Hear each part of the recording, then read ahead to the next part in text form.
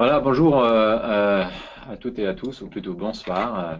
Bienvenue à notre webinaire hebdomadaire, Revue technique des marchés, avec notre Laurent Albi, le président de l'AFAT, l'Association française d'analyse technique, et BNP Paribas. Donc, bonjour à tous. Et voilà, bonsoir Laurent d'abord. Bonsoir Falco, bonsoir à tous.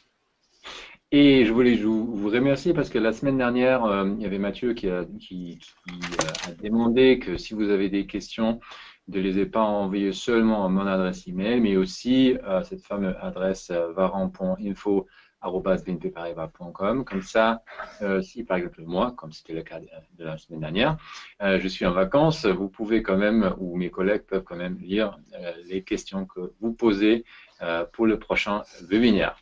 Mais voilà, c'était déjà tout pour l'intro. Donc voilà, merci d'être avec nous et je donne le mot et aussi l'écran à Laurent qui va nous raconter plein de nouvelles sur l'analyse technique. Merci Falco. Alors, il faut que tu me donnes le partage, Je suis en voilà, train de le d'écran. faire. Donc, vous Voilà. devriez, voilà, avoir mon écran sous les yeux. Bonsoir à tous. Donc, jeudi 2 novembre, bienvenue à ce webinaire. On va regarder ensemble cette semaine plusieurs valeurs qui nous ont été demandées. Alors, on va bien évidemment commencer avec le CAC 40, comme à notre habitude. On va ensuite examiner le DAX parce que c'est une question de Pascal qui nous demande où va le DAX. Eh bien, on va essayer de répondre à cette question et de donner des cibles, évidemment, sur de nouveaux plus hauts pour l'indice allemand. On a Alain qui nous a interrogé sur la meilleure configuration technique entre DAX, CAC et Eurostoxx. Lequel choisir? Est-ce qu'il y en a un des trois qui se prête plus à l'analyse technique et au trading que d'autres? On va regarder ensemble les trois indices et on va essayer de répondre également à cette question. Nous avons DBV Technologies qui nous a été posé par Jacques, société de biotechnologie, qui a été divisé par deux, dont le cours a été divisé par deux la semaine dernière. Il est passé de 80 à 40.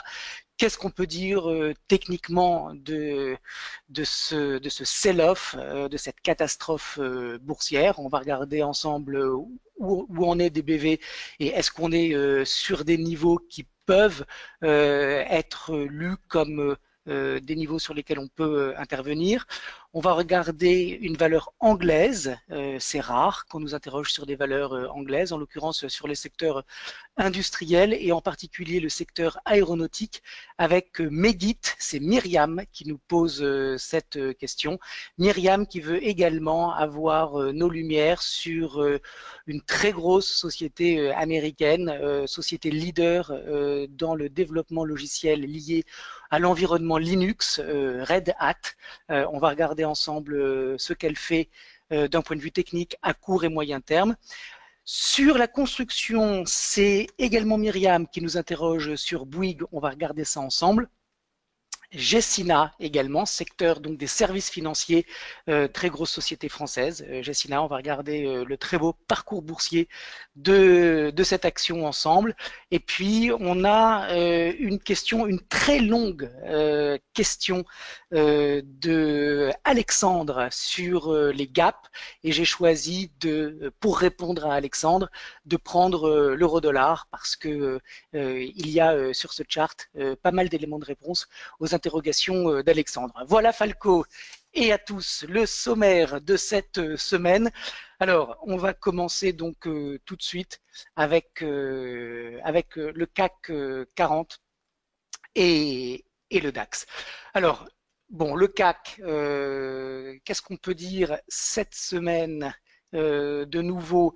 Eh bien que après la très forte impulsion haussière de jeudi dernier suite à l'intervention de Mario Draghi, on a eu donc une confirmation de la pression acheteuse puisqu'on a eu l'ouverture, vous voyez ici, d'un petit gap ce gap est toujours ouvert. On est en ligne de clôture très au-dessus de ce niveau de gap. On est toujours au-dessus des 5500 points.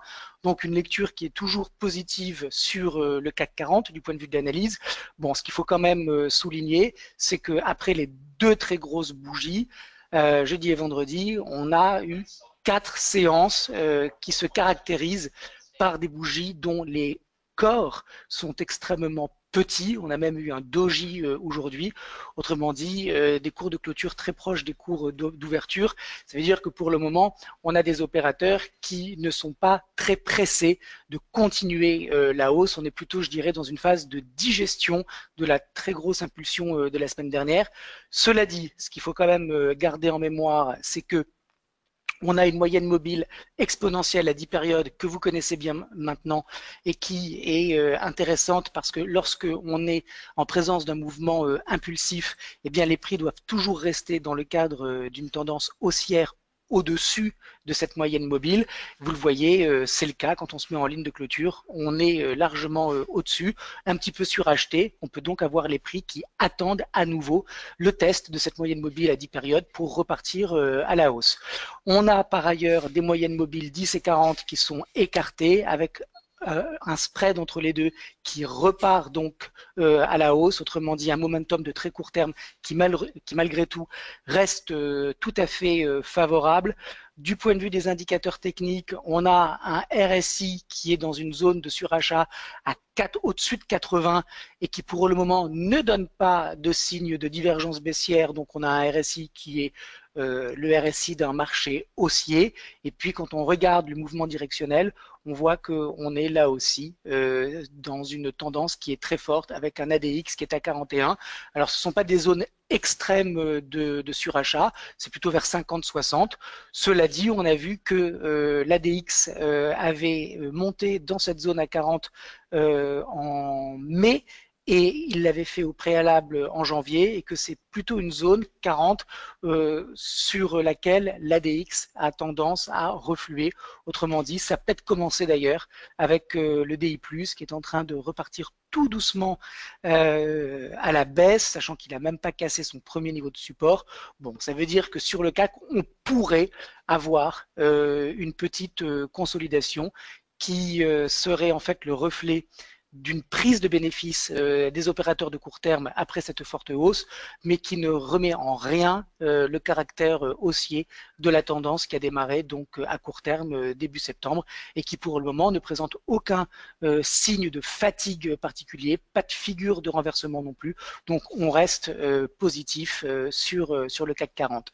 Alors le niveau qui invalide à court terme cette lecture haussière, eh bien, le premier pré-signal, entre guillemets, serait le comblement du gap qui a été ouvert la semaine dernière. Si effectivement on avait un cours de clôture qui venait sous la mèche haute de la bougie de jeudi dernier, alors ça serait peut-être un premier signal de fatigue de court terme, d'autant plus que si ça arrivait, on clôturerait sous la moyenne mobile à 10 périodes. Et puis sinon, le vrai gros niveau d'invalidation de la tendance actuelle, c'est sous 5343 points, c'est-à-dire le dernier niveau de support dans cette tendance qui a donc repris sa dynamique en fin de semaine dernière. Voilà donc ce qu'on peut dire sur le CAC. Niveau d'invalidation réel 5343. Les prochains niveaux cibles dans la hausse, c'est 5666. C'est la résistance de janvier 2008. Et puis beaucoup plus haut, les zones de résistance de l'automne 2007 à 5843. Voilà donc ce qu'on peut dire sur le CAC 40. Falco, s'il n'y a pas de questions de la part de nos auditeurs, on embraye directement sur le DAX. Oui, il y a pas des questions qui sont concernant le DAX. Il y a d'autres questions qu'on va garder jusqu'à la fin de l'émission, mais pas sur le DAX. Tu peux y aller. D'accord. Alors, le DAX, bon, on est toujours en zone euro, donc un DAX qui a une physionomie générale identique à celle du CAC 40, sauf qu'il est plus fort que le CAC, puisque lui, vous le voyez, il a largement dépassé son sommet du printemps, de la fin du mois de mai, et on est par conséquent sur un indice qui lui aussi présente des moyennes mobiles 10 et 40 qui sont bien alignée, une 10 périodes qui repart à la hausse. On a un écart entre la 10 et la 40 qui est en croissance, autrement dit un momentum de court terme qui est fort. Donc, on est toujours dans une tendance qui est très favorable. On a pour le coup un RSI qui est lui aussi en zone de surachat et qui revient tester ce nombre incroyable à 88 pour un RSI daily. On est quand même sur des zones qui sont rarement atteintes. Donc, un RSI très fort qui témoigne d'un bull market qui est très fort. Et puis là aussi, on a un ADX qui est très fort. Vous voyez cette très grosse montée du mouvement directionnel. On a eu une petite baisse de l'ADX qui correspondait, vous le voyez ici, à ce plat sur la tendance. Et puis on est en train de repartir à la hausse. Autrement dit, on a un DAX qui est toujours très très bien orienté, qui montre beaucoup de force. Alors, ça ne veut pas dire qu'il ne va pas y avoir de correction, car vous le savez, les tendances sont structurées par l'alternance entre impulsion et correction. Donc, il va y avoir une correction sur le DAX, comme il va y en avoir une sur le CAC, et elle peut tout à fait venir dans les prochains jours, parce que vous le voyez, on a un DI+, qui est sur une zone de surachat, et on a également donc un ADX qui est très haut placé. Donc, on pourrait tout à fait avoir des prises de bénéfices sur le DAX comme sur le CAC, mais dans tous les cas de figure, on est en présence d'une structure qui ne montre pas de signes patents de fatigue, qui ne met pas en place pour le moment de figures de consolidation et encore moins de retournement. Donc on est dans une tendance haussière et par conséquent on vise de nouveaux sommets sur le DAX. Alors les niveaux que j'ai identifiés, c'est 13 560 à très court terme et puis sur un horizon un petit peu plus lointain, 14 135. Alors, ces zones de résistance, ce sont des extensions de ratio de Fibonacci, puisque vous le savez, le DAX est dans une zone qui n'a jamais été testée auparavant. On est sur des plus hauts historiques. Autrement dit, toutes les zones de résistance à venir sont des niveaux théoriques. Ce sont des extrapolations que nous tirons à partir des retracements précédents. Et quand on a des retracements qui coïncident avec des niveaux de Fibonacci, on essaye de trouver des projections à partir donc de ces zones de retracement. Et c'est ce qu'on a fait. Et c'est comme ça qu'on a réussi à trouver ces deux zones donc de résistance théorique, je les répète, 13 560 et 14 135.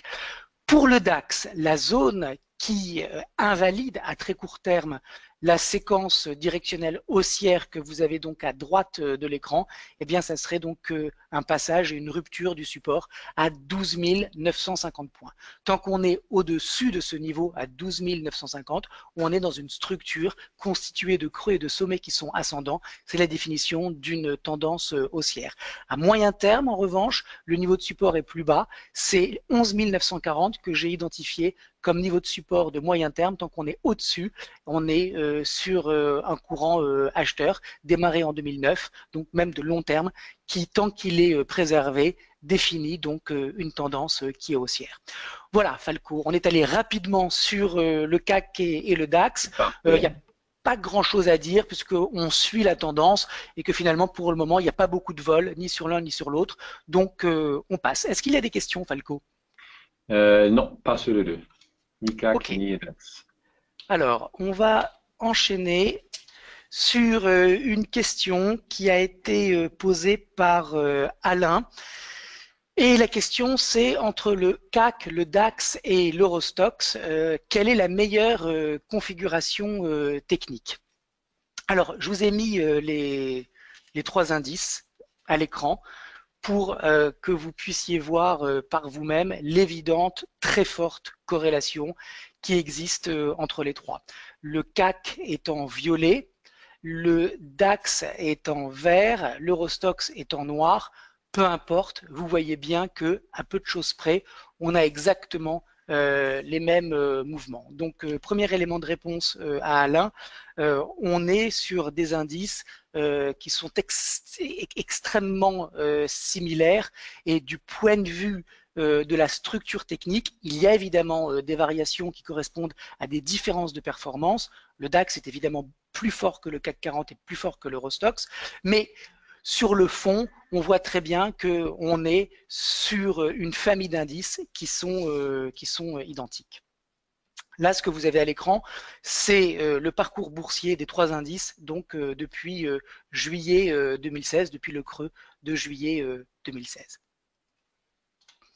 Alors, quand on regarde les mêmes indices, cette fois-ci en données hebdomadaires depuis 3 ans, le constat qu'on vient de faire à court terme, c'est le même. C'est-à-dire que ce qu'on a vu précédemment, c'est-à-dire cette hausse très identique entre les trois indices, ce n'est pas une anomalie du marché, c'est au contraire la norme en ce moment, puisque vous le voyez depuis 3 ans, on a les trois indices qui évoluent de manière extrêmement similaire. Alors c'est vrai que on a des petites différences, comme je le disais tout à l'heure, de performance, mais sur le fond, on a des comportements tout à fait identiques. Alors, là où ça devient intéressant et où on peut répondre un petit peu plus précisément à la question de Alain, c'est au niveau de la performance, puisque Alain, en fait, ce qu'il a envie de savoir, c'est s'il y a un intérêt quelconque à choisir l'un de ces trois indices plutôt qu'un autre pour ouvrir des positions acheteuses et profiter de la tendance haussière. Et là, vous avez le parcours des trois indices du point de vue de leur performance, c'est-à-dire que vous avez l'expression de leur hausse en pourcentage depuis le début de l'année. Et on voit que depuis janvier, c'était beaucoup plus intéressant d'être positionné à l'achat sur le DAX plutôt que sur le CAC ou l'Eurostoxx. Pourquoi?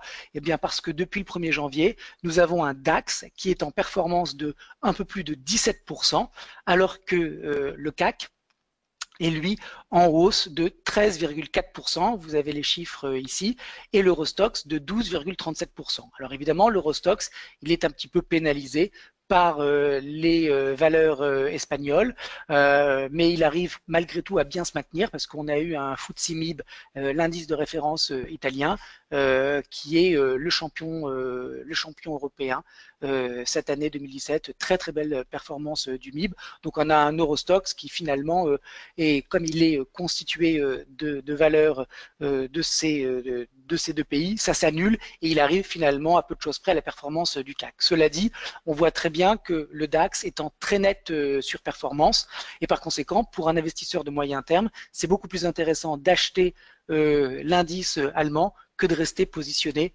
sur l'indice français ou même l'Eurostoxx. Alors, quand on se met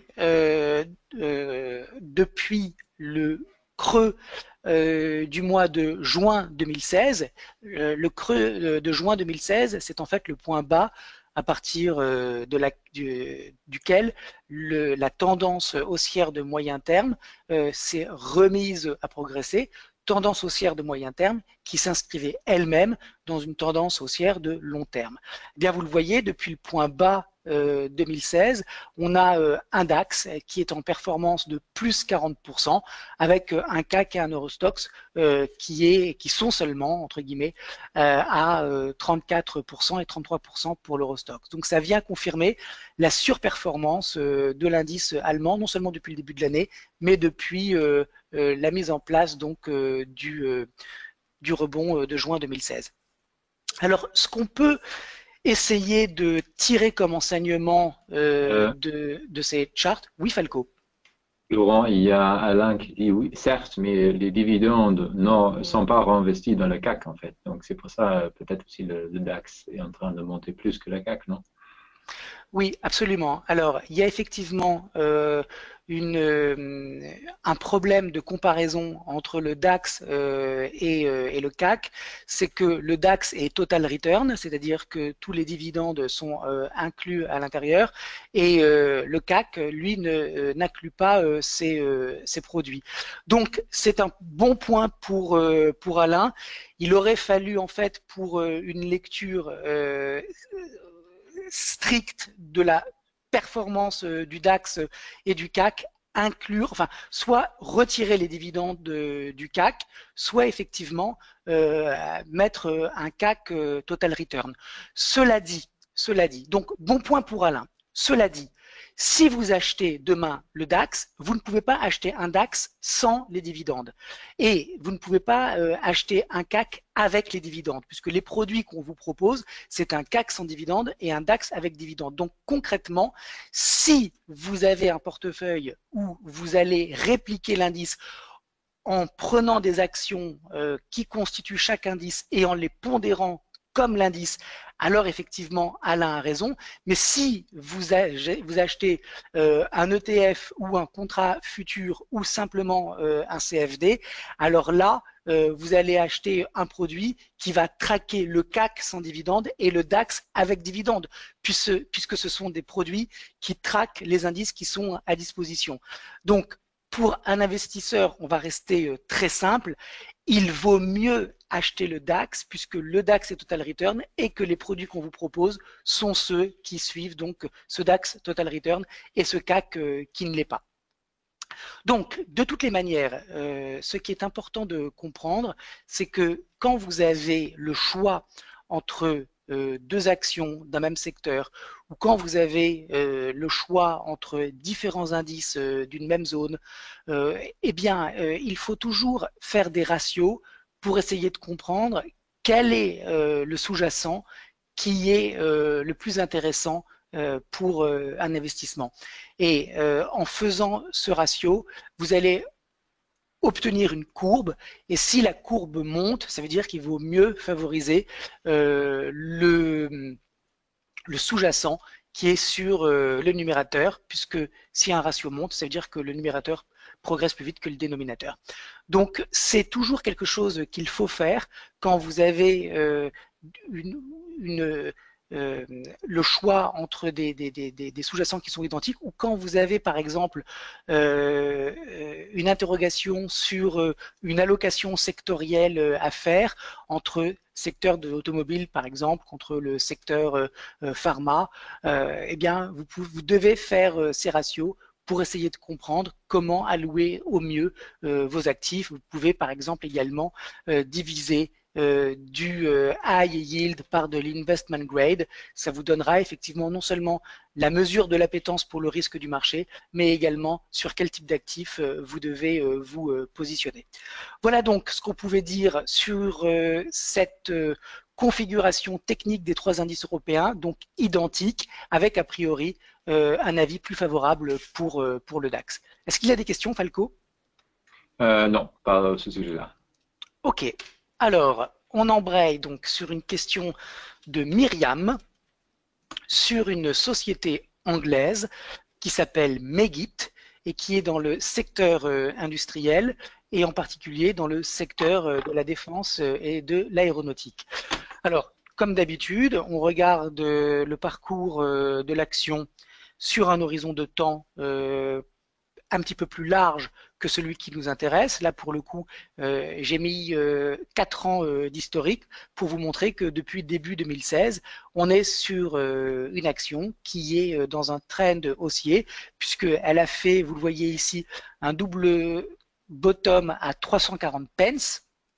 Et depuis, on a un titre qui continue donc sa progression avec donc en ligne de mire un premier niveau de résistance à 542 pence et puis sinon le retour sur les plus hauts de 2013 et 2015 à 574 pence. Alors dans la hausse ici qui est donc celle de cette année, on remarque un changement de rythme, puisque vous le voyez ici, dans un premier temps, les 6 premiers mois de l'année, on est allé très très vite hein, dans la progression entre 410 pence et 500 pence, donc impulsion. On a dépassé une zone de résistance à 476 pence.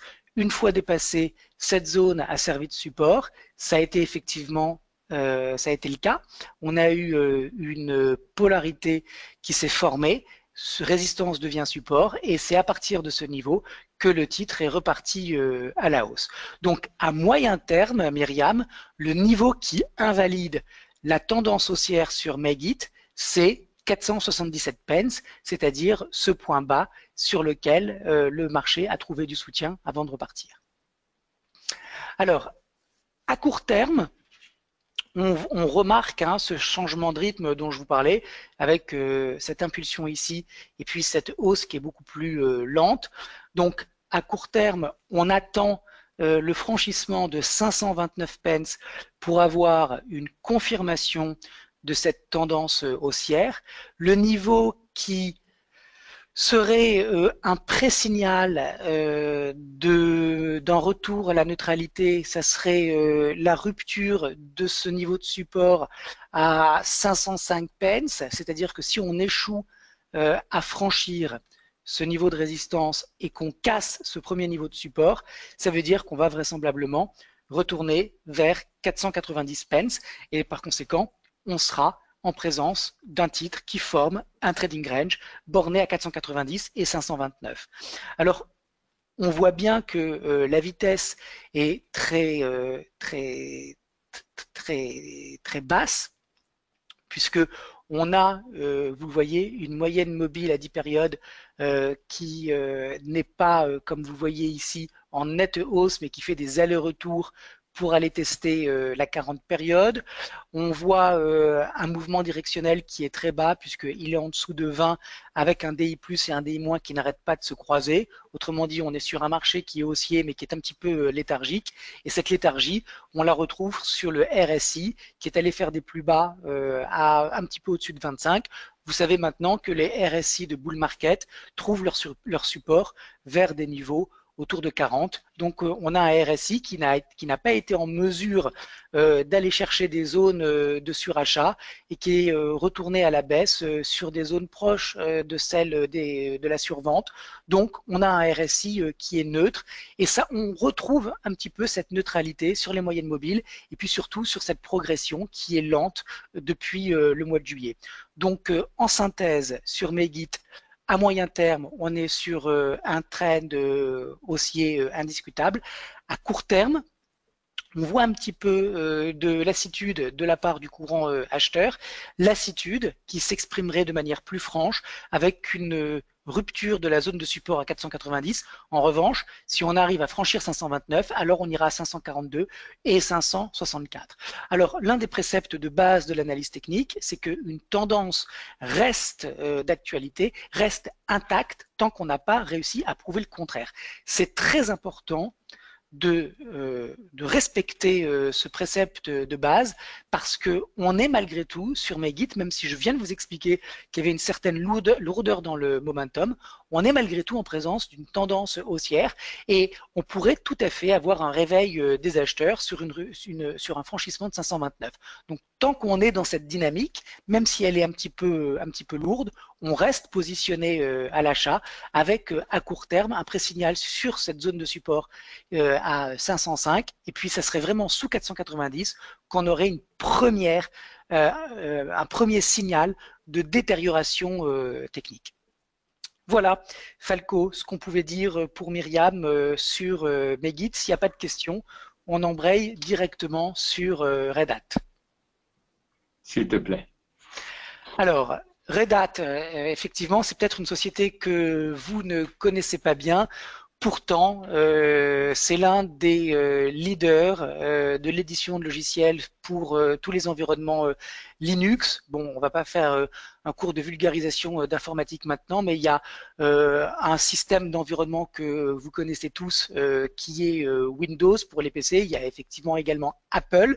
Et puis pour ce qui est de l'open source, on a Linux qui sur les téléphones mobiles est représenté par Android. Tout ça pour vous dire qu'il y a énormément de développeurs qui travaillent sur Linux et qui font appel à l'environnement de développement de Red Hat, qui est donc une société extrêmement importante dans le développement logiciel aux États-Unis. Société dont le parcours boursier est tout à fait impressionnant, puisque regardez, en 2013, on était à 45, on est à 120, et puis on a eu une première hausse de Red Hat un petit peu poussive entre 2014 et mi-2015, une très grosse consolidation ici entre 83 $ et 65 $, et puis derrière, un franchissement de cette zone de résistance, et puis derrière, c'est un véritable arrachage parfait, puisque on a eu une impulsion haussière non démentie à ce jour. On est même un petit peu suracheté sur Red Hat. Enfin, cela dit, vous voyez qu'on est à 120 $ pour le moment et que la vraie première zone de support sur le titre, c'est 104 $, autrement dit un bon 15% sous les cours actuels. 104,47, c'est le niveau d'invalidation de la tendance haussière de moyen terme. Tant qu'on est au-dessus, il n'y a pas de question à se poser, même si effectivement il n'y a pas de timing pour rentrer sur Red Hat, c'est beaucoup trop tard pour acheter. Il va falloir attendre d'avoir un stop de moyen terme qui soit plus proche si on est effectivement intéressé par cet horizon de temps. À noter que la grosse résistance, elle date de décembre 1999 et elle se situe à 132,23. On est actuellement à 120. Donc, niveau d'invalidation moyen terme, c'est 104,47. Target, 132,23. Et puis, si on dépasse ce niveau, alors on sera sur un territoire inconnu puisqu'on sera sur des niveaux de nouveaux sommets historiques. Alors, à court terme maintenant, on retrouve donc évidemment cette tendance haussière. À noter que depuis la mi-octobre, on est en consolidation latérale avec une zone de support à 118,46 et une zone de résistance à 122,72. À très court terme, tant que nous sommes tant que les prix restent au-dessus, de 118,46 $, on est dans une tendance haussière qui est simplement en train de marquer une pause avant de repartir à la hausse. On a des moyennes mobiles 10 et 43 qui sont parfaitement alignées. Vous le voyez, la 43, elle vient très bien arbitrer les creux. Tant que nous n'avons pas de clôture sous cette moyenne mobile de moyen terme très significative, donc en dessous de cette moyenne mobile à 43 périodes, il n'y a aucun souci à se faire. Là, pour le coup, on voit que on a une moyenne mobile à 10 périodes qui est un petit peu chahutée, puisque les prix viennent tester cette moyenne mobile sans toutefois l'enfoncer.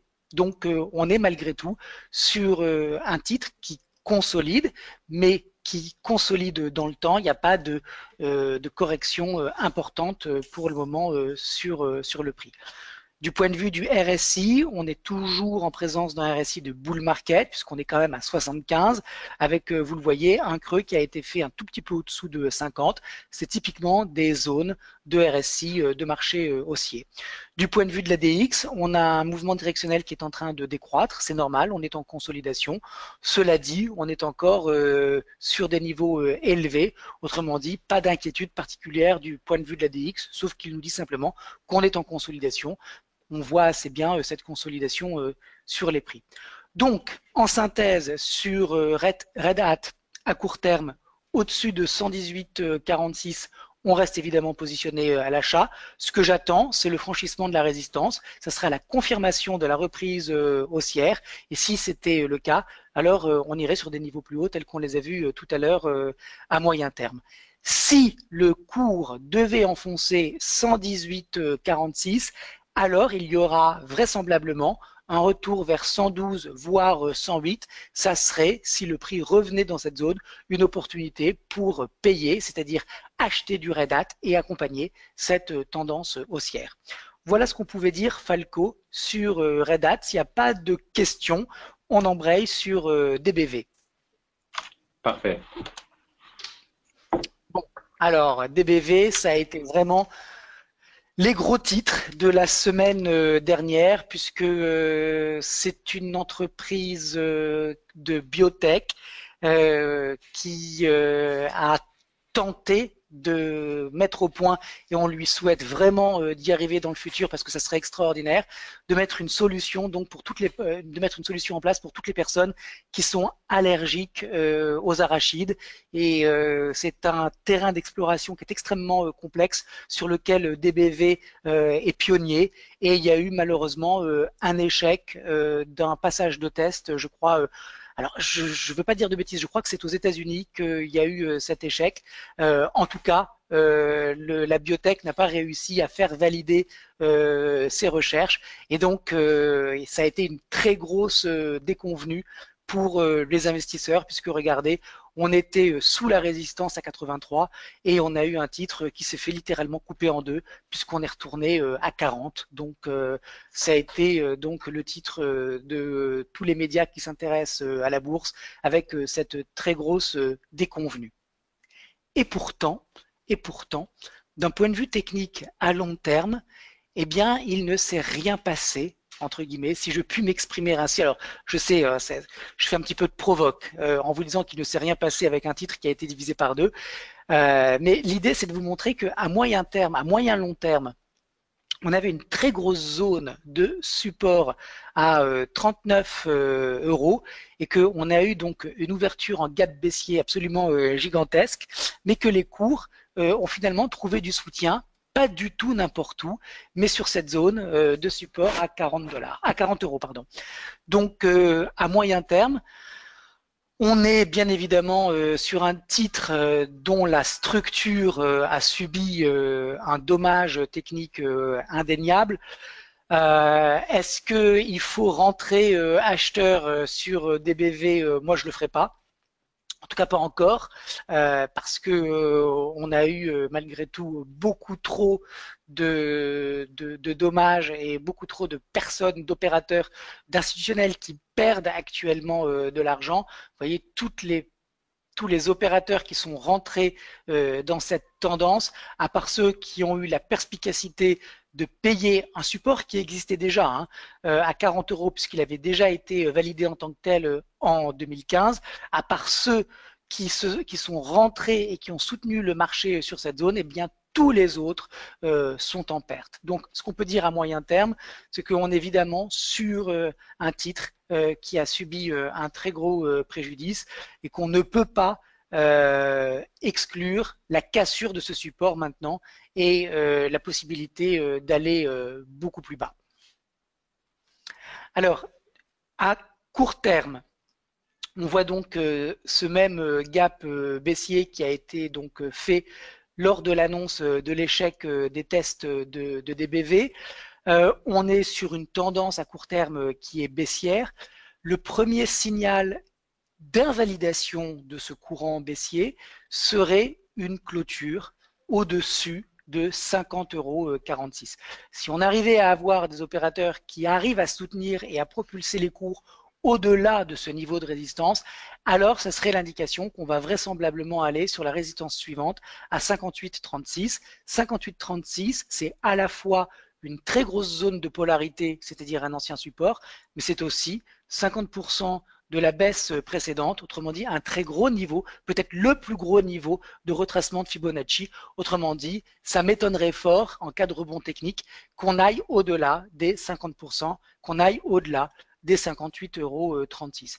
Pour tous les spéculateurs qui veulent jouer un rebond technique après donc cette baisse extrêmement violente, premier objectif 50,46, deuxième objectif 58,36. Pour le moment, regardez, on a eu un rebond qui a duré à peine un jour, on le voit ici, et puis quand j'ai fait cette capture d'écran dans la journée, on repartait à la baisse. On a un RSI qui est en zone de totale survente. Le premier élément positif du point de vue du RSI pour nous montrer qu'il y a un petit peu d'acheteurs qui se positionnent sur le marché, soit des personnes, soit des opérateurs plutôt, qui jouent le support et qui pensent qu'il va y avoir un rebond technique, soit des opérateurs qui étaient short et qui couvrent leur position. En tout cas, c'est au-dessus de cette zone à 30 qui, si elle était dépassée, montrerait que le RSI est en train de se réveiller et alors il faudrait envisager un retour vers 45, guère plus. Du point de vue de la DX, pas grand chose à dire. On est avec un DI- évidemment qui est suracheté, qui consolide un petit peu. Bon, bref, sur DBV, c'est typiquement le genre de titre, si vous n'êtes pas dessus, sur lequel moi je tenterai pas du tout ce que les anglo-saxons appellent un dead cat bounce, c'est-à-dire le rebond du chat mort. C'est-à-dire que quand on a un titre qui s'est fait massacrer, divisé par deux, comme c'est le cas sur DBV, parfois on a des rebonds qui sont purement techniques. Enfin, quand on voit ce high wave candle ici, qui n'a absolument rien généré et qui par derrière n'a fait que susciter des ventes, qu'on a un petit rebond et qu'on a de nouveau un marché qui repart à la baisse, franchement, il faut rester à l'écart de DBV. Premier signal donc d'invalidation au-dessus de 50,46. En revanche, j'avais identifié à court terme un niveau de support à 30 euros. Si on arrive sur ce niveau, et c'est tout à fait possible, et à mon avis c'est ce qui va se passer, on va avoir une continuation baissière sur ce niveau, alors effectivement, ça sera un niveau d'arbitrage où il pourrait y avoir un petit peu plus de rebond. Voilà ce qu'on pouvait dire sur DBV. Y a-t-il des questions, Falco, ou je continue? Toujours pas. Alors, Ah, c'est on difficile. va, on va aller sur Bouygues. Alors, sur Bouygues, alors, est-ce que je vais trouver... Non, excusez-moi. Alors, sur Bouygues, on est... je vais me mettre en... Voilà. Ne faites pas attention à tous ces petits chiffres rouges et verts. C'est simplement pour vous montrer que sur Bouygues, on est sur une tendance de moyen terme depuis juillet pardon 2016. On est sur une tendance qui est haussière. Alors, à court terme, on voit que le titre a consolidé pendant assez longtemps entre 36 euros et 39,50 €.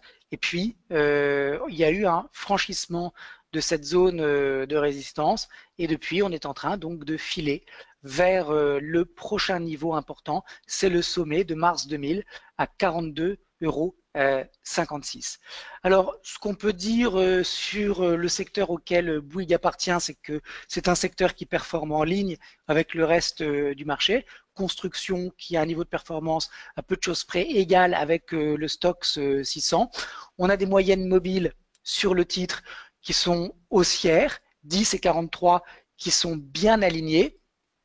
Regardez la 10, là encore, vous voyez quand on est en présence d'un marché qui est en phase d'impulsion, et bien même quand il y a des consolidations, on a quand même au chouille après des prix qui clôturent au-dessus de la 10 période exponentielle. Je vous rappelle que cette moyenne mobile est extrêmement réactive et que tant qu'on est au-dessus dans une tendance haussière et tant qu'on est au-dessous dans une tendance baissière, il n'y a pas de question à se poser sur la nature de l'impulsion en cours. On est sur un trend qui devrait continuer. Donc pour le moment, on a Bouygues qui est largement au-dessus, qui a pris un petit peu son temps, mais qui a toujours respecté sa moyenne mobile exponentielle 10 périodes, qui repart à la hausse.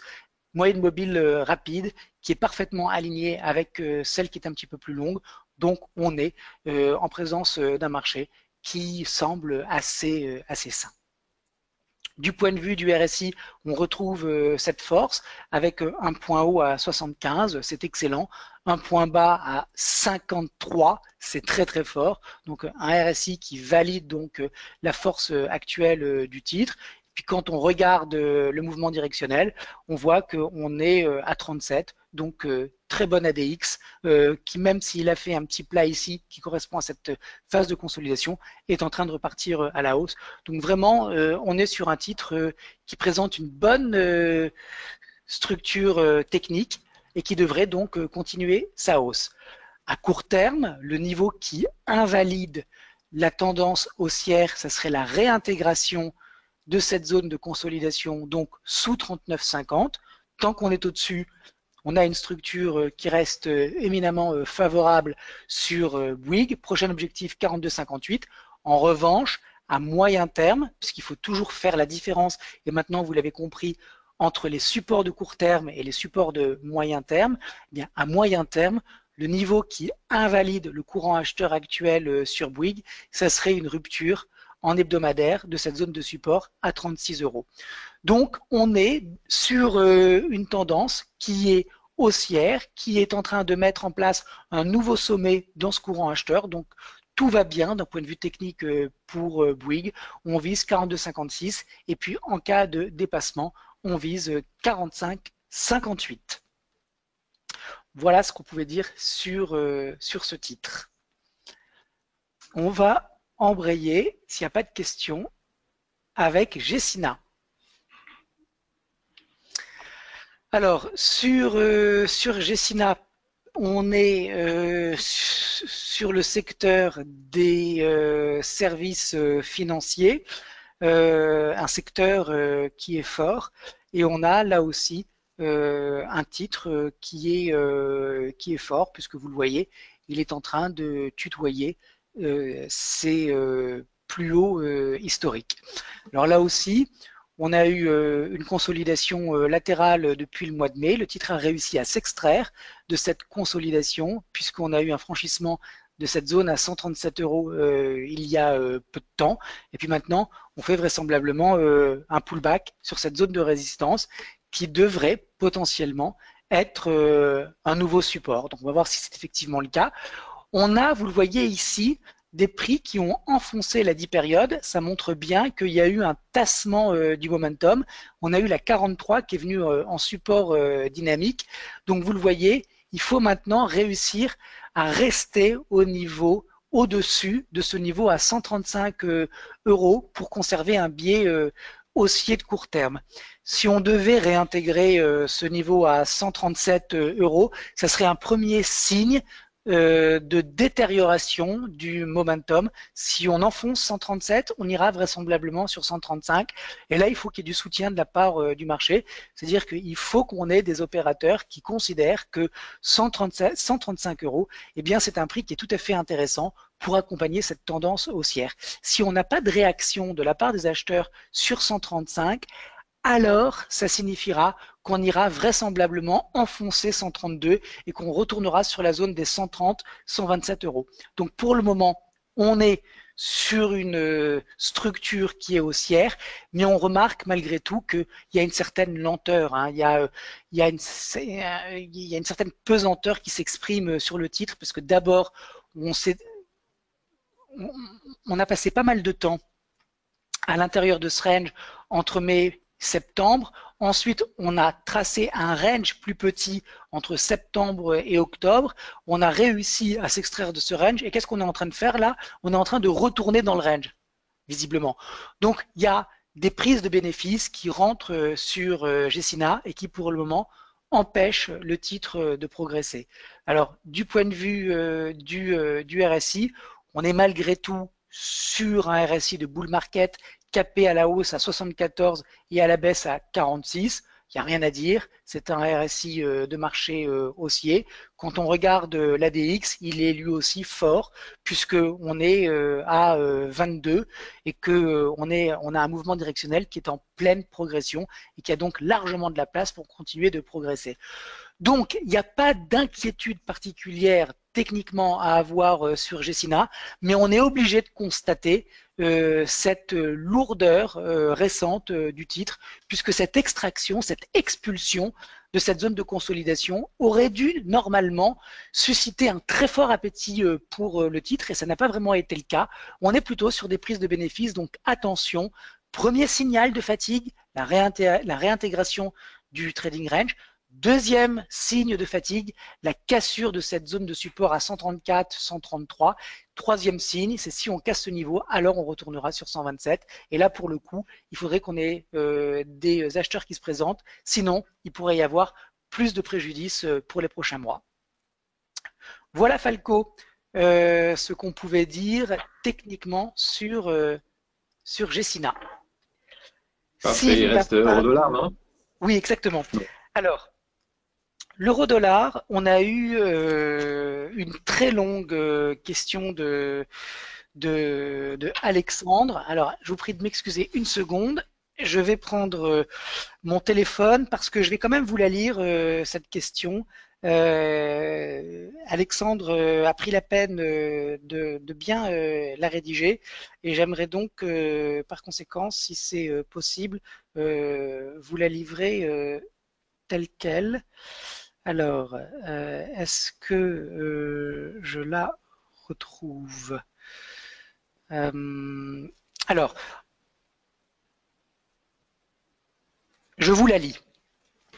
Parce que la question qu'il pose, en fait, c'est une question que vous devriez vous aussi vous poser et sur laquelle vous devriez réfléchir et sur laquelle vous devriez essayer d'avoir des éléments de réponse parce que ça traite de la nature des gaps et c'est donc des phénomènes, les gaps, qu'on trouve extrêmement souvent sur les marchés. Alors, Alexandre, il nous dit comment déterminer les niveaux de support et de résistance lorsqu'un gap haussier ou baissier se produit. Deuxièmement, il nous dit que signifie le terme comblement d'un gap et quelles conclusions en tirer. Troisième question, dans quel cas un gap constitue-t-il un retournement de tendance? Vous voyez que ce sont des questions qui sont quand même essentielles. Serait-il, s'il vous plaît, possible de faire une analyse sur un sous-jacent pour répondre à toutes ces questions? Alors, pour quelqu'un comme moi qui adore expliquer, ben merci Alexandre, vos questions c'est du caviar.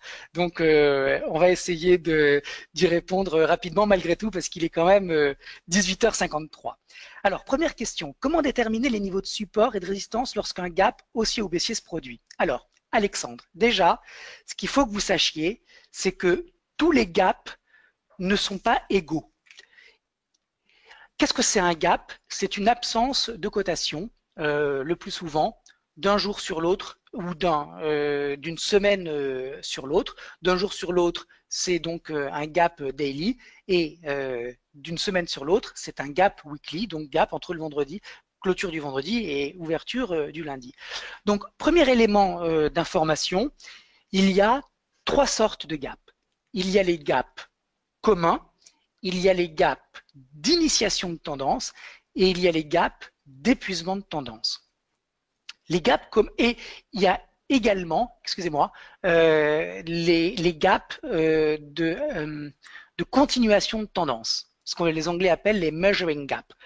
Alors, on ne va pas faire un cours sur les gaps parce qu'on n'a pas le temps, mais en substance.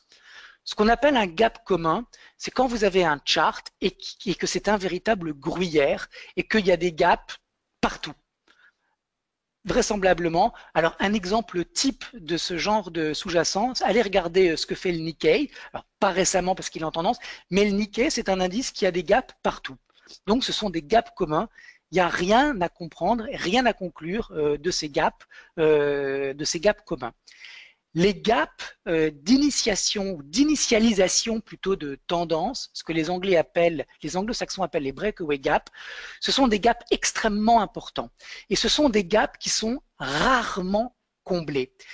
Ce sont des gaps qui se passent lorsque vous avez un sous-jacent qui consolide pendant un certain temps et tout d'un coup, il y a un changement de consensus, alors qu'il y avait un équilibre assez stable entre acheteurs et vendeurs. Tout d'un coup, dans le gap d'un breakaway gap haussier, d'un bullish breakaway gap, tout d'un coup, il y a un catalyseur qui fait que ce sont les acheteurs qui dominent les échanges et donc le prix va ouvrir en gapant à la hausse. Sauf que, en faisant cela, il va sauter au-dessus d'une résistance et le prix va ouvrir au-dessus d'une résistance de trading range. Ça, c'est un signal extrêmement fort en analyse technique et les breakaway gaps restent ouverts. Alors, ils ne restent pas forcément ouverts de manière infinie, mais un breakaway gap peut rester ouvert des semaines, des mois et dans certains cas des années. Donc, c'est extrêmement important quand vous avez un beau breakaway gap, c'est-à-dire avec une zone de résistance clairement identifiée et un prix qui saute au-dessus, n'attendez pas le retour sur la zone de polarité, sur la résistance, parce qu'il y a beaucoup de chances que ça n'arrive jamais. Les measuring gaps. Alors, les measuring gaps, ce sont les gaps de continuation, c'est-à-dire qu'ils se produisent en général au milieu d'une tendance. Donc, vous allez mesurer le point de départ de l'accélération jusqu'au gap et vous allez projeter cette hauteur à partir du point bas du gap et ça va vous donner une cible théorique puisqu'on considère en analyse technique, évidemment ça n'a rien de scientifique, on considère que les measuring gaps arrivent au milieu du mouvement dans lequel ils s'insèrent. Donc vous avez un gap au milieu d'une tendance, vous faites la projection de la hauteur à la hausse et vous avez une cible théorique prix vers lequel on pourrait avoir une continuation de la hausse. Pour terminer, on a les gaps d'épuisement. Alors les gaps d'épuisement, c'est quoi? Vous avez une tendance haussière qui est forte, qui se met à accélérer, donc vous n'avez plus aucun vendeur, et au terme de cette accélération haussière, vous avez un gap avec une bougie blanche. Qu'est-ce que ça veut dire? Ça veut dire que tout le monde, en tout cas toute la communauté qui s'intéresse à ce sous-jacent est déjà longue. C'est-à-dire qu'elle en possède déjà de cet actif. Et vous savez que ce qui fait progresser à la hausse le prix, c'est des nouveaux entrants. Or, si tout le monde est déjà long, qui reste-t-il pour continuer de payer et de faire monter le titre? Personne. C'est pour ça que quand vous avez une tendance haussière qui accélère de manière très significative et que vous avez un gap qui vient au terme de cette très forte accélération haussière qui elle-même s'insère dans une tendance qui est déjà haussière depuis un certain temps, alors là, c'est quasiment sûr que vous êtes en présence d'un gap d'épuisement. Et là, c'est exactement le contraire d'un gap d'initialisation de tendance, d'un breakaway gap. Autant les breakaway gaps n'ont pas vocation à être comblés, autant les gaps d'épuisement le sont tout le temps. Sauf que vous savez qu'un gap est un gap d'épuisement que lorsque il a été comblé. Alors qu'est-ce que ça veut dire qu'un gap a été comblé?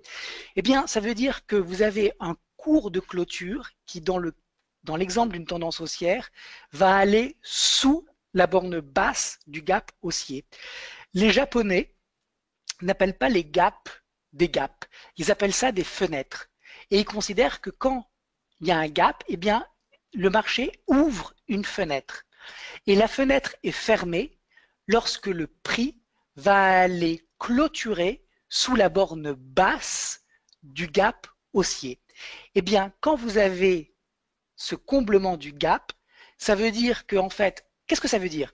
Qu'on a eu des acheteurs qui se sont précipités sur une nouvelle, par exemple, pour acheter, pour payer le marché, mais qu'en fait, il n'y a plus personne derrière pour continuer à faire progresser les cours. Et qu'en fait, ces acheteurs, ils ont acheté ce que ceux qui étaient longs depuis un certain temps voulaient vendre pour prendre leurs bénéfices. Et donc, il n'y a plus du tout suffisamment de pression acheteuse pour faire progresser les cours. Et donc, les cours vont retomber et ils vont combler le gap. Donc, pour répondre à la question d'Alexandre, donc, dans un breakaway gap, le niveau de support, c'est la borne haute du gap haussier. Si ce que je vous dis c'est un petit peu trop compliqué, je vous invite à regarder le replay qui sera bientôt en ligne sur la chaîne YouTube de BNP Paribas Produits de Bourse pour mieux comprendre. Dans un breakaway gap, le niveau de support, c'est la borne haute. Dans un measuring gap, on peut se permettre d'attendre le retour du prix sur la borne basse du gap haussier et on doit avoir un retour des acheteurs sur ce niveau. Dans un gap d'épuisement, il n'y a rien qui est support et on va tout casser, tout enfoncer et on va combler le gap et repartir à la baisse. Alors, Laurent, il y a Hubert qui demande est-ce que si la largeur d'un gap est important ou pas? absolument. C'est le bon sens. plus vous allez avoir un gap qui est important, plus ça veut dire que l'appétit des opérateurs était tel, la confiance était telle qu'ils ont été d'accord pour payer beaucoup plus haut que le précédent cours de clôture. Ça veut dire qu'il y a un appétit phénoménal sur le titre. Et plus il va y avoir un espace important, plus ça veut dire que on a un marché qui est en train donc de valider la tendance. Alors évidemment, ce qu'il faut aussi comprendre, c'est que quand vous avez un gap haussier, je ne veux pas être trop technique parce que je veux que tout le monde comprenne et je ne veux pas que ce soit des propos qui ne soient compris que par les traders et les analystes qui sont avancés, mais vous avez également des couvertures de short. Et donc, le gap haussier va être nourri non seulement par les acheteurs, mais par ceux qui, parce qu'ils étaient short et qui vont voir donc l'ouverture en gap, vont s'empresser de vendre leur position leur position vendeuse perdante et qui vont donc alimenter la hausse immédiate de l'actif. Et c'est pour ça que dans un breakaway gap, c'est souvent les zones hautes du gap qui sont des zones de support. Alors, on arrête maintenant toutes les explications et on va regarder l'euro-dollar parce que c'est un très bon exemple de qu'est-ce que c'est un gap, un breakaway gap qui fonctionne. Alors regardez ici, on a un euro qui est dans un trading range de moyen terme face au dollar puisqu'il s'échange entre 1,08 et 1,05. Alors avant, là, on a une très grosse baisse de l'euro face au dollar. Et puis ici, fin décembre, c'est le moment où tous les médias, tous les analystes parlent du retour à la parité avec un euro qui va bientôt valoir 1 dollar. On voit qu'il y a une stabilisation des cours sur 1,04, que l'euro arrive à se maintenir entre 1,04 et 1,08. Et regardez ce qui se passe ici.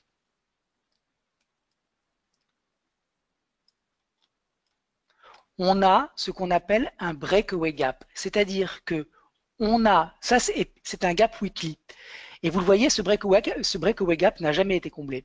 On a une clôture de l'eurodoll le vendredi soir à 1,0730 et on a une clôture le lundi à 1,0870. Alors, pour que ce soit un breakaway gap by the book parfait, il aurait fallu, dans un monde idéal, mais on s'en fiche des mondes idéaux. Nous, ce qui nous intéresse, c'est la pratique et c'est comprendre l'esprit plutôt que de comprendre la lettre. Donc, dans un monde idéal, il aurait fallu que l'euro ouvre au-dessus de ce niveau à 1,09. Voyez, au-dessus de cette mèche. Mais dans l'esprit, on voit bien qu'il y avait une zone de résistance ici à 1,0850 et qu'il a ouvert au-dessus, qu'il y a eu pas mal de volatilité intraday, grosse bataille entre acheteurs et vendeurs, mais que finalement, eh bien, les cours sont restés au-dessus. Pendant 3 jours, on a consolidé, on est finalement parvenu à progresser. Et là, il y a eu un retour de bâton, retour de manivelle très fort en 2 jours. Mais regardez où est-ce que ça s'est arrêté. Ça s'est arrêté au-dessus de la borne haute du gap haussier, du breakaway gap haussier. C'est-à-dire que dans le cas de l'euro-dollar, on n'a même pas eu de retour sur cette borne. On s'est arrêté avant. Donc, ça vient valider 2 choses. Premièrement, ce qui caractérise un breakaway gap, c'est l'ouverture au-dessus d'une résistance ou au-dessous d'un support. Dans le cadre d'une tendance haussière, ce qui caractérise un breakaway gap, c'est qu'on va s'arrêter dans le cas d'un pullback au-dessus ou au-dessus ou sur la borne haute du gap haussier. Et puis, troisième élément extrêmement important, dans un breakaway gap, eh bien, il n'y a pas de comblement du gap, puisque vous le voyez, l'euro a fait ce timide retour sur 1,0840 et puis derrière, c'est que de la hausse jusqu'à la fin du mois de juillet. Voilà, j'espère Alexandre que j'ai répondu à votre question. On peut juste un dernier mot répondre également à Alain qui pose une très bonne question sur les consolidations. Alain nous dit, y a-t-il un moyen d'anticiper les consolidations?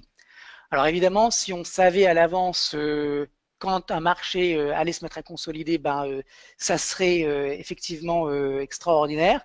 Alors c'est un exercice difficile, cela dit. On peut bénéficier d'outils techniques qui nous montrent que le momentum est en train de se détériorer. Puisque je vous le rappelle, une consolidation, ce n'est pas un renversement de tendance, c'est une halte de la tendance avant potentiellement une reprise. Donc, qu'est-ce qu'on a comme élément qui nous montre qu'on va rentrer en conso? Déjà, tout le monde connaît ça, ce sont les divergences baissières. Si vous avez un MACD ou un RSI ou une stochastique, mais j'aime bien le RSI, qui fait une divergence haussière, une divergence baissière dans une tendance haussière, alors ça veut dire que sous l'apparente force du courant acheteur, il y a quand même une détérioration et il y a des vendeurs qui rentrent sur le terrain, sur le marché. Le deuxième élément qu'on peut considérer, c'est quand on a un ADX, qui est donc l'outil qui sert à jauger de la puissance du mouvement directionnel. Eh bien, quand vous avez un ADX qui s'arrête de progresser et qui repart à la baisse, eh bien, ça veut dire qu'on a vraisemblablement un marché qui rentre en consolidation. Et puis pour ceux qui aiment les vagues d'Elliott, si vous avez un mouvement impulsif en 5 vagues et que le mouvement correctif de la vague 2 était par exemple une consolidation à plat, eh bien il y a une guideline de Elliott qui nous dit que quand une vague 2, c'est la règle de l'alternance, quand on a une vague 2 qui est en consolidation, eh bien quand on a une vague 2 qui est en consolidation, on a une vague 4 qui va retracer, ou le cas contraire, quand on a une vague 2 qui est en correction, on a une vague 4 qui va être en consolidation. Donc ça nous permet de savoir un petit peu quel type de consolidation, à quel type de consolidation on peut s'attendre et quels sont les outils qui peuvent nous montrer que le marché va stagner à un moment, les divergences ou les ADX qui refluent et qui repartent à la baisse. Voilà, chers auditeurs, c'est la fin de ce webinaire. Si vous avez des questions, vous pouvez toujours les mettre dans la fenêtre de chat et puis on y répondra la semaine prochaine. Est-ce qu'il y a une dernière question, Falco? Il y a juste Étienne qui a déjà au début, mais bon, je voulais pas interrompre, si on pourrait parler de Bureau Veritas. Mais peut-être on fera ça la semaine prochaine. Oui. On va faire ça la semaine prochaine. Étienne, alors, et d'ailleurs, c'est un message que j'adresse à Étienne, mais que je vous adresse à tous. Quand vous souhaitez que nous partagions ensemble une lecture, un examen technique de, par exemple, Bureau Veritas, il faut toujours que vous nous précisiez sur quel horizon de temps vous êtes intéressé. Parce que vous l'avez compris, le diagnostic technique d'un sous-jacent à court terme ne sera pas du tout le même sur un horizon de temps différent comme du long terme. Donc on peut tout à fait avoir une lecture baissière sur Bureau Veritas, enfin j'ai pas du tout regardé le chart, mais on peut tout à fait avoir une lecture baissière à court terme, avoir une lecture neutre à moyen terme et avoir une lecture haussière à long terme. Donc chaque fois que vous nous posez des questions par email ou via la fenêtre de chat, vous devez non seulement nous dire quel est le sous-jacent qui vous intéresse, mais vous devez également nous dire la temporalité qui vous concerne. Parce que sinon, on ne peut pas vous donner de réponse qui soit pertinente par rapport à vos problématiques si nous ne savons pas sur quel horizon de temps vous raisonnez. Donc, pour la semaine prochaine, on fait Bureau Veritas. Étienne, il faudra préciser à Falco ou à Mathieu quel est l'horizon de temps qui vous intéresse. Et envoyez cette question évidemment à varan.info@bnpparibas.com. Et voilà, je dis donc merci à vous d'avoir été avec nous. Merci évidemment à Laurent pour toutes ces belles explications. Merci, Falco. On peut finir avec Hubert qui me disait dans le chat sur Laurent, toujours très très intéressant. Je pourrais l'écouter toute la nuit. Voilà. Alors, Avec ces jolis mots, merci beaucoup à Laurent. Merci à vous Falco. Merci à tous. Nous. Et on se retrouve la semaine prochaine, jeudi à 18h. Merci Laurent, excellent week-end à tout le monde. Au revoir. Bonne soirée, au revoir tout le monde.